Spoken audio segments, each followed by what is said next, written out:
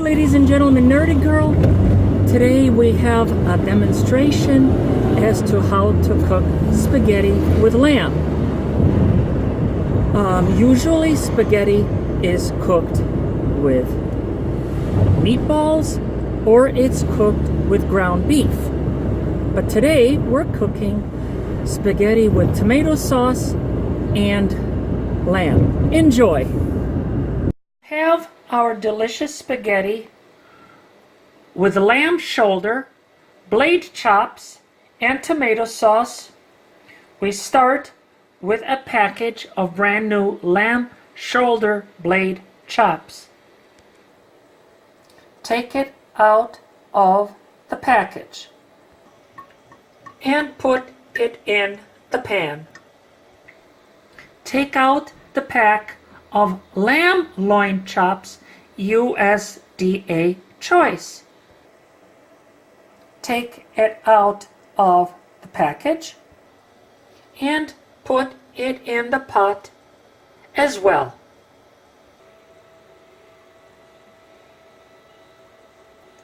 Turn on the water.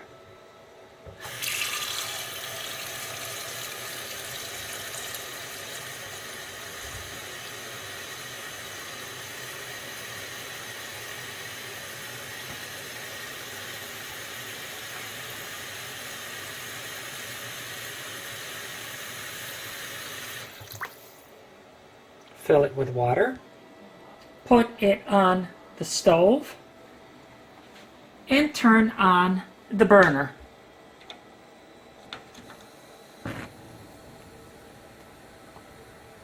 Put it on low heat. Put the lid on it so that it will boil faster.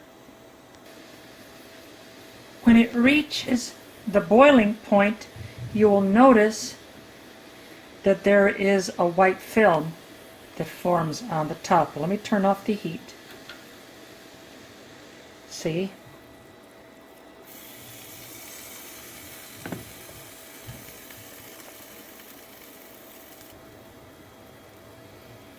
Cook it until you see that you don't visibly see any red meat, but I can guarantee you that there is on the inside of the meat is red. What we will do is we will turn the burner off and see what's going on. Just from visual observation, I see that the meat has a lot of red portions, and as I mentioned before, there's always the danger of microorganisms, and that's the basic function of cooking. We take our wonderful strainer, put it in the sink, and pour out the lamb with the boiling water into the strainer.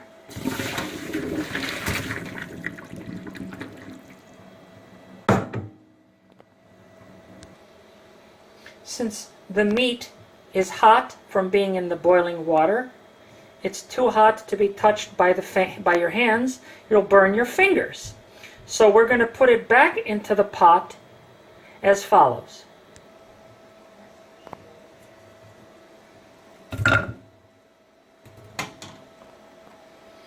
And since it's too hot to handle, we're going to pour into it cold water.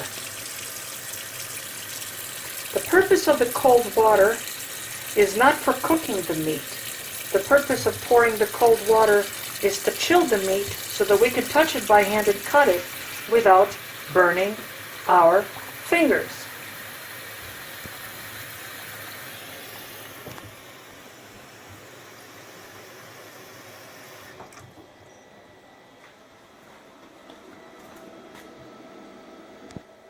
I'm very disappointed that it continued recording.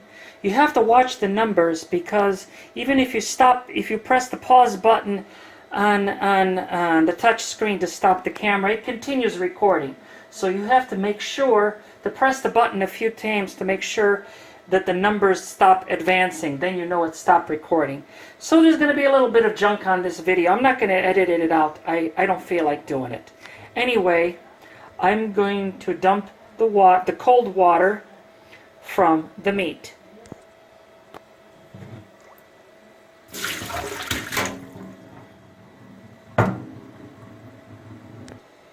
And dump the meat onto the table. Now the meat is cool enough to touch by hand so that it can be cut. Here's the meat that we're going to cut up into small slices and small tiny chunks, like we're cooking Chinese, even though this is not Chinese cooking. But I like Chinese cooking. I like my food cut up. I mean, myself and some other people I know, we have bad teeth. We could break our teeth chewing. I think food should be pre-cut. So the Chinese and Oriental custom of eating with chopsticks is a good practice. And I actually love Asian food, as you've noticed in my optical video. Take a pair of scissors and cut the meat into tiny, tiny, tiny little pieces. Put it in the pot and put in cold water. Again, not only is the meat now in small tiny chunks, which increases its surface area and causes more death of microorganisms, but another advantage is the meat is cooked better. So it's filled with water. Put it on the stove.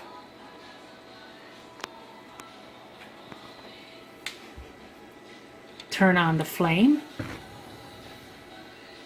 and begin cooking. Again, put a lid on it so that it will boil faster. Notice that the water is boiling. You have to use good judgment as far as how long to boil.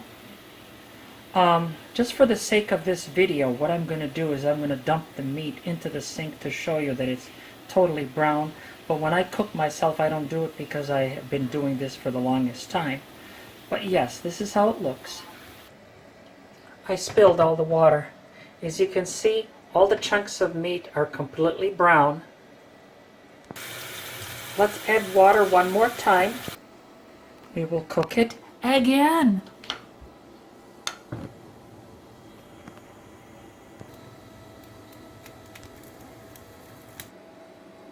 Some spaghetti taken from its package and cut in half. Okay, what we need to do now is we need to check to see if our meat is cooked well enough. And I think it is definitely cooked well enough, and I think the water is boiling. Let's check. I think this is ready. So what we can do is turn off the heat, turn off the flame,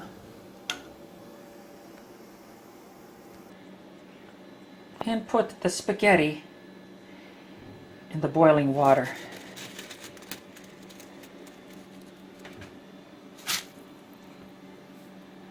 Like so.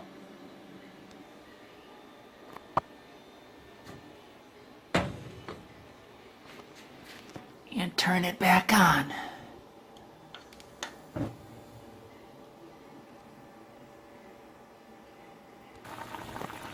Stir. Make sure the spaghetti is softened up. Get some spaghetti sauce or tomato paste or condensed tomato soup. Don't overcook the spaghetti. Cook the hell out of the meat, and everything else that's added that includes any vegetables, any sauces, any spaghettis, any rice, any lettuce, any cabbage. It should be added at the last minute. We can turn the flame off.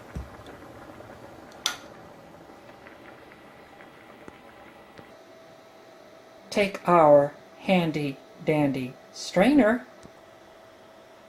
and strain the boiling spaghetti with the meat.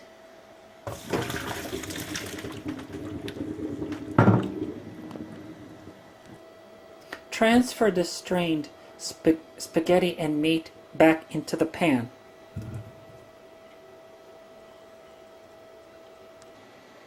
Open the can of spaghetti sauce, tomato paste, or condensed tomato soup.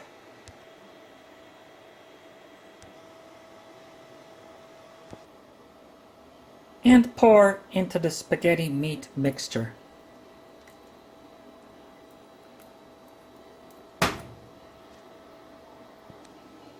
Pour a little olive oil, a dash of olive oil,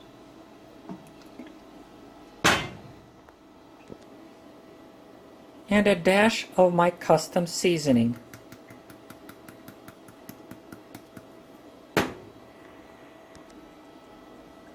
Stir, and you are ready to serve.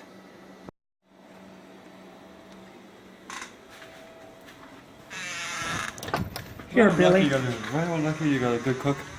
What's that? That's hamburger, huh? Yeah, it is. No, that's lamb. Oh, I had lamb before. What bite? Yeah, I already ate some. What? I already ate it. No, no, no, no, I'm about to eat it. I'm sorry, I am about to. What am I saying? But